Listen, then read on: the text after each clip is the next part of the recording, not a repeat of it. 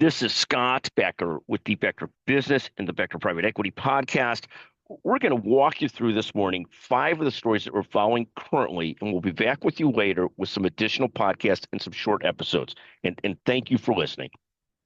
First, the NASDAQ is now up. We'll give you some stats over 5 years and a year. It is now up 100% over the last 5 years. The S&P 500 is up nearly 96%, and the Dow is up 66% over that period of time.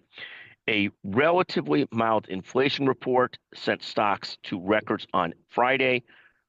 And today, Monday, we're seeing continuation of that as the markets are up, not quite a percentage point, but in that vicinity. The NASDAQ so far this year is up 22% year to date. The S&P 500 is up 16.2% year to date. So that's the overall gestalt of the market that we're watching. Second, I always love reporting on this. I know it always surprises some people, not others, but the 5 largest U.S. companies by approximate revenues are as follows. Number 1 is Walmart at about $680 billion a year. Amazon's number 2 at close to $638 to $640 billion a year. United Health Group, the mega insurance company and provider, is at $400 billion a year.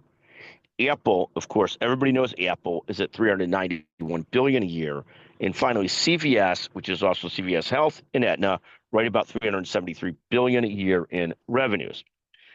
The third story we're following today, and the next 3 are just individual company stories. Booz Allen Hamilton dropped 9% Friday. It's now down 30% year to date. The company focuses on government contracts. It's having a tough year. Fourth, Decker's Outdoors. And Decker's Outdoors is a collection of brands, including Hoka, including Uggs. Decker's dropped 15% on Friday. It's down 58% year to date. Their key brands, Hoka, Uggs, and others, are showing a slowdown in growth, with the Uggs slowdown being very significant. Hoka also was at one point running at a real quick run in growth rate. It's running at a much slower growth rate now.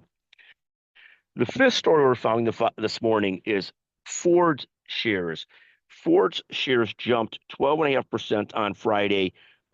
Ford CEO Jim Farley, a really bright guy, does predict that EV adoption in the U.S. will only be about 5% as the company itself pauses its F-150 Lightning production.